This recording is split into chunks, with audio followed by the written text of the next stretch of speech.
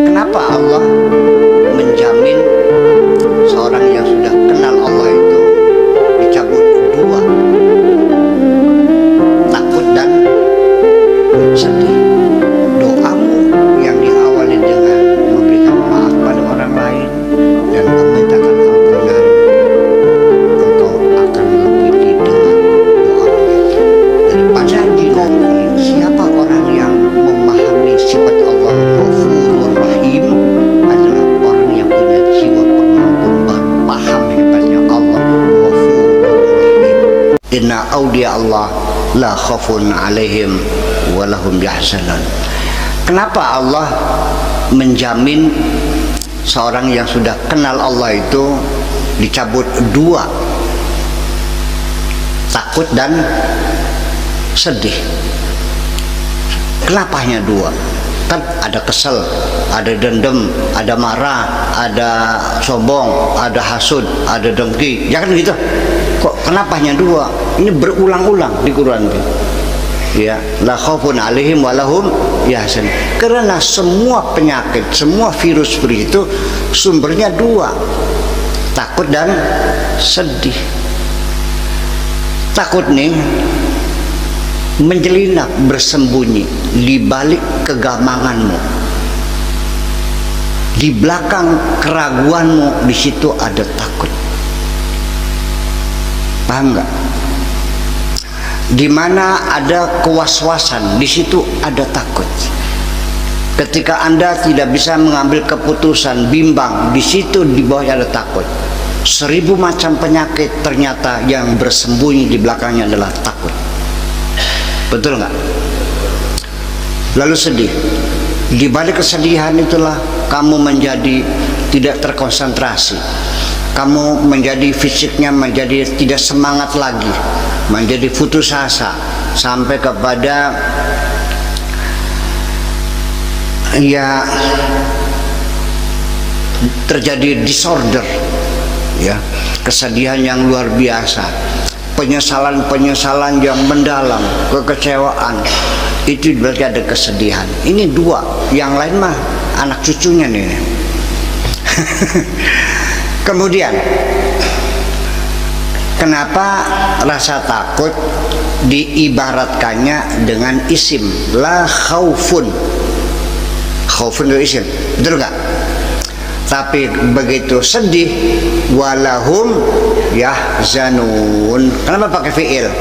Ini hebatnya Allah, bahwa saya akhirnya yakin betul bahwa itu Al-Quran betul-betul firman Tuhan yang maha mengetahui segala jiwa dan perasaan manusia. Sehingga ketika Allah memberikan jaminan kepada para walinya, itu akan dihilangkan rasa takut yang diibaratkan, disimbolkan dengan isim, dan ketika rasa sedih dengan fi'il. Karena kalau isim itu adalah lidawam wal istiqrar, tapi kalau fi'il lil hudud wa tajaddud. Maksudnya gini, kalau isim itu tetap stabil, kalau fi'il itu peristiwa yang terjadi berulang-ulang dan berkembang. Betul nggak? Gimana sih bedanya? Ketika saya melihat di depan masjid Baitul Ma'arif ini ada pohon apa, jambu tah? Sawo. Sawo atau sawah? Sawo. Orang pleret nih naik haji ongkosnya murah, ngedol sawo.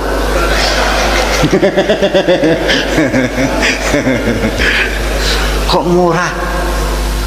Berapa pohon? 2 hektar. Masa sawo 2 hektar? Maksudnya sawah. Nah ini sawah bener ya. Dulu saya melihat pohon itu masih 3 meter. Setelah setahun dia sudah tinggi. Tahun depan kesini lagi makin tinggi lagi. Nah, ketika saya melihat pohon itu terus berkembang, tambah tinggi, maka saya mengatakan bahasa Arabnya ra'aitu syajaratan ta'lu, pakai fi'il. Ta'lu, meninggi. Oke. Tetapi kalau sudah pohon itu mentok, sudah tingginya 4 meter dan tidak tumbuh, tidak tinggi lagi, sudah stabil, saya harus mengatakannya ra'aitu syajaratan aliyatan. Aliyatan sudah stabil. Kalau ta'lu masih terus berkembang. Artinya kesedih pakai isim khaufun, kalau sedih pakai fi'il yahzanun, karena takut itu mencekam, melekat di kudukmu seperti lengket di situ, sampai tidur juga susah, betul nggak? Makan nggak enak, perandang perinding, ya kan, pagi sore siang malam, melepaskannya susah. Iya, kalau Anda pengen tahu rasa sakitnya kayak apa orang sedih itu, kalau sudah kena penyakit fobia, mudah-mudahan Anda pernah mengalaminya biar tahu. Kalau enggak ya sudah, ambil pengalaman orang lain aja dah, kan gitu. Ternyata mencekam, enggak berkurang, semakin tegang rasa takut itu. Tapi kalau kesedihan itu fluktuatif, kalau lagi ingat nangis lagi, kan gitu. Nanti ketika ada tamu teman kita yang baik dulu, tawa lagi, cerita lagi. Nanti kalau kesepian, sedih lagi. Jadi itulah, sedih itu muncul hilang. Tapi kalau rasa takut mencekam. Itu sebabnya inna awliya Allah la khaufun alaihim wa lahum yahzanun. Hebat nggak Allah? Hebat nggak? Sampai sejauh itu Allah mengetahui. Makanya kalau Allah belum tahu, jangan suka ngebohongin Allah ya. Allah tahu semua kok. Jadi gimana? Jujur aja dah. Kalau kita masih belum mampu untuk melupakan masa lalu, ini teorinya, yang sangat membuat kita sering sedih, meratapi masa lalu. Kenapa aku naruh mobilnya tidak berhati-hati? Ya aku salah, aku tidak tawakal, aku namanya sembrono. Seharusnya tawakal itu maknanya mobil dikunci, ditaruh di garasi, garasinya dikunci, kuncinya dalam rumah, rumahnya dikunci, gerbangnya dikunci. Saya salah, kenapa? Nggak habis-habis. Terus apa yang Anda rasakan dalam kesedihanmu itu? Yang kau rasakan rasa sedih persis seperti engkau merasakan engkau jatuh dari atas. Percaya nggak? Nyut lagi. Nah, ini kesedihan yang begitu bisa membunuh dirimu, bisa membuat jantungmu berhenti bergerak. Hati-hati, kesedihan jangan kau biarkan, segera diatasi. Siapa lagi yang akan menyayangi dirimu kalau bukan dirimu sendiri, Bung? Betul nggak? Jangan kau sakiti dirimu sendiri. Ya sudah sih, yang ikhlas, yang ridho, ya sudah, jatah saya pakai mobil cuman sampai segitu, ya sudah selesai kan? Beli lagi yang baru, nggak ada ya kredit, nggak apa-apa kok. Nunggak, disebut mana lah, sebut mana, kredit mana? Iya, yang berani tuh, jangan kecewa. Saya mau cerita sekali lagi. Nggak apa-apa diulang 2-3 kali mah. Jadi artinya cerita itu karena sedih sampai mati. Itu seorang ibu sakit, dinyatakan oleh dokter itu suruh pulang aja deh, Bu. Harapan hidupnya sudah nggak ada, hanya tinggal nunggu waktu saja. Paling lama 3 bulan ibu harus pulang kepada Tuhan udah. Karena sudah stadium 4. Rupanya dia nekat, masih ada keyakinan dalam dirinya bahwa yang bisa menyembuhkan hanya Allah. Dokter itu salah bilang begitu, betulnya mah kurang tepat ya. Orang sakit dibilang penyakitnya parah, makin parah loh, karena membuat dia sedih kan, betul nggak? Orang kalau sedang sedih, stamina tubuhnya jatuh.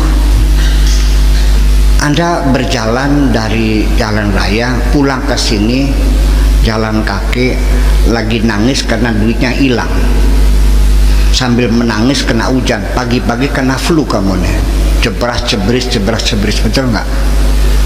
Tapi karena ketika pulang, kamu pulang habis pacaran, lagi seneng-senengnya, kena hujan juga, pilek nggak? Enggak.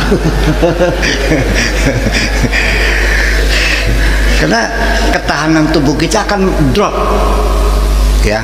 Jadi ketahanan tubuh kita itu sel-sel darah putih kita yang siap menyerang semua partikel-partikel asing dan bakteri virus yang masuk ke tubuh tidak bekerja efektif karena dia terganggu dengan kesedihan kita itu.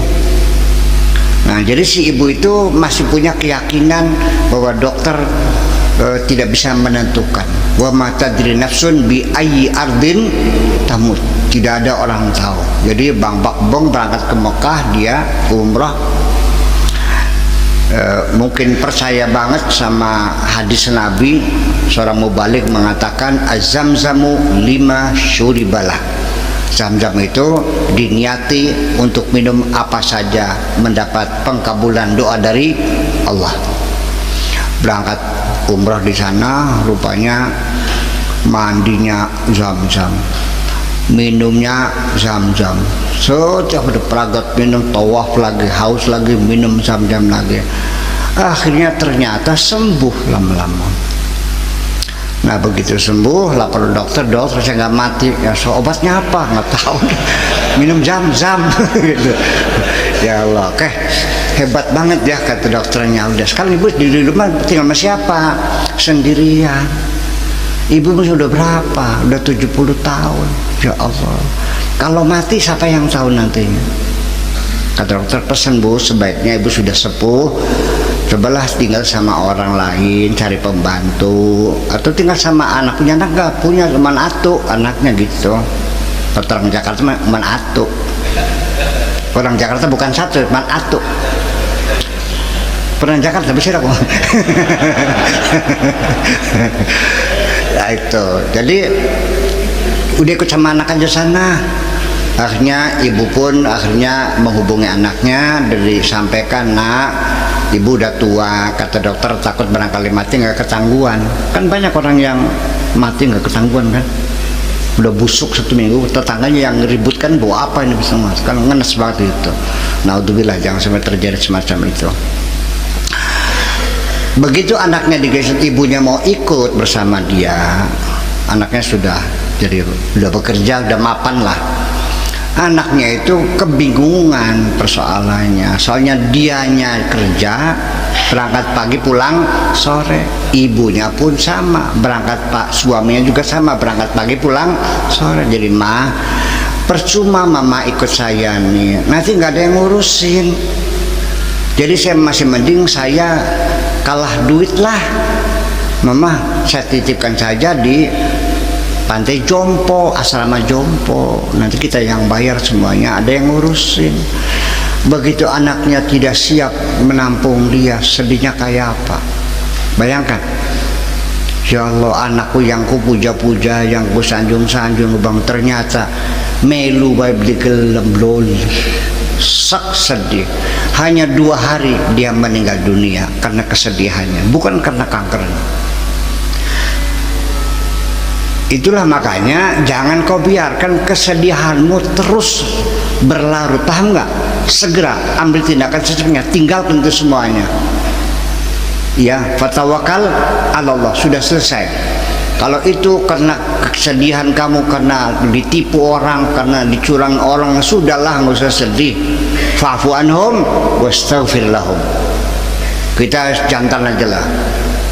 Ditipu berapa kamu nih? Waduh, Pak Kiai 500 juta itu. Masya Allah, dulu mah kayak iya-iyaannya. Pagi, sore, siang, malam nggak pulang-pulang di sini. Ngalem-ngalem selang setinggi langit. Wah, ya oleh duit cetol, Bang Pak Bong kabur. Ya kan begitu ceritanya kan gitu. Ya udahlah. Terus dicari alamatnya nggak tahu kemana. Ya udah. Anak istrinya nggak ada. Dulu dia rumahnya ngontrak kok, rumahnya ngontrak dulunya. alamatnya nggak tahu. Ya udah tinggal lapor sama Allah, ya Allah, aku ditipu orang, aku ikhlas ridho, ini barangkali bukan nasib saya. Ya sekarang ya Allah, udah ampuni saja dia itu, karena aku sudah memaafkannya, selesai. Betapa indahnya kalau kita berani untuk berbuat seperti itu dan datang, ya Allah, aku mohon diberi rezeki yang lebih banyak lagi. Doamu yang diawali dengan memberikan maaf pada orang lain dan memintakan ampunan, engkau akan lebih didengar doamu itu daripada engkau meminta Allah suruh membunuh orang yang menjahati kamu itu. Tak jamin hizib kah, nasor kah, maksa mempanak ini.